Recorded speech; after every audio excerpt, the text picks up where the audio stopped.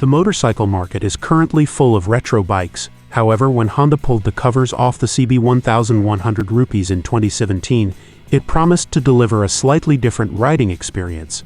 Heavily based around the CB1100EX, the RS is designed to celebrate not only Honda's legendary CB name, but also the joy of a big-capacity air-cooled engine housed in a sporty chassis.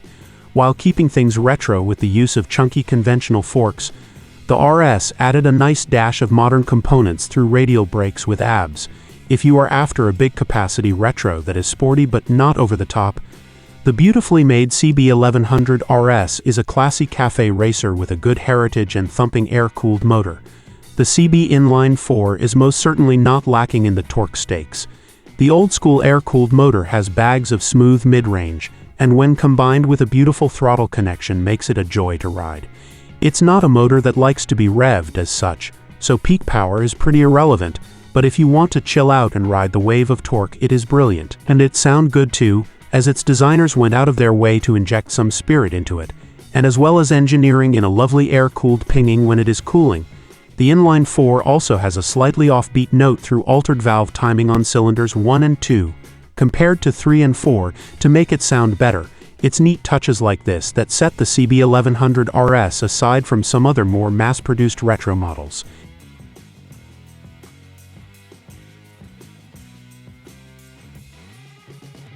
Certainly not the lightest of engines, the CB air-cooled retro is built to be a solid and dependable unit, and on this front it is hard to fault. Reliability most certainly isn't an issue, and the exposed nature of the motor also means that service costs are lower than you would expect, which is good news. Owners report the level of overall finish is superb, so flaking paint shouldn't be a worry, and the 422 exhaust is also a very high quality with rust rare. If you care, the system is actually tuned through dual-hole punched link pipes to give the CB a better exhaust note. Inside the motor, there is an assist slipper clutch, and the 6-speed gearbox has been designed so that top gear is very much an overdrive and 1:5 or closer ratio for acceleration. Again, you can't help but get the feeling that Honda have taken the design and attention to detail very seriously on the RS. Thanks to that overdrive top gear, you can easily get 55 mpg from the CB during relaxed runs. The torque-laden nature of the motor means that you are unlikely to be working the gearbox that hard, so anything under 50 mpg is rare. At this rate, you can almost get 200 miles out of the 16 8-liter fuel tank, which on a side note actually has been made without seam-welded lips to evoke handmade craftsmanship.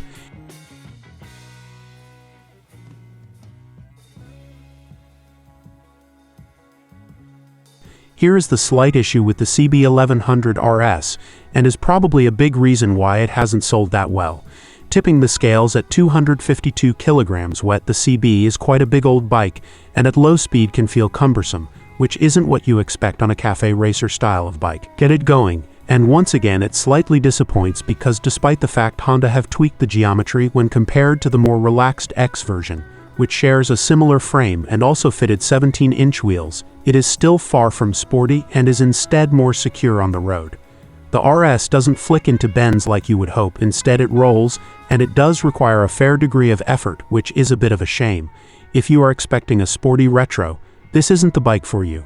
That said, if you are after a sporty-looking bike with a lovely plush ride quality, the RS will be for you, as the Showa dual bending valve conventional forks are lovely in their action, and the twin shocks also very good. It's a classy ride, not a full-on sporty one, and doesn't really like to be rushed. Slightly weirdly, the CB has conventional forks but radial Tokako 4-piston calipers, which is an odd combination. They do a very good job of hauling up the hefty CB, and the ABS system is also good. The bike's weight helping pin it into the ground and meaning it is seldom activated. If you want more bite, you could fit braided lines and uprated pads, but there is no real need. It's not that kind of bike.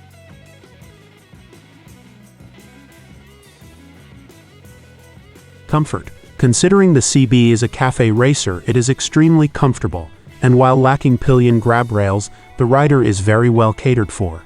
The bars are nice and high for a racer, the pegs low and the seat super comfortable. You can happily spend all day in the saddle, and the smooth nature of the low revving motor means that there are no intrusive vibrations. Aside from the lack of wind protection, you can buy aftermarket screens. You can happily tour on the CB, which isn't something you can say about all modern cafe racer bikes. You get ABS on the CB, but no traction control. Not that it really needs it, as the throttle connection is so precise. The CB comes as standard with a very high level of finish, and that includes aluminium panels, die-cast pegs, and aluminium headlight stays.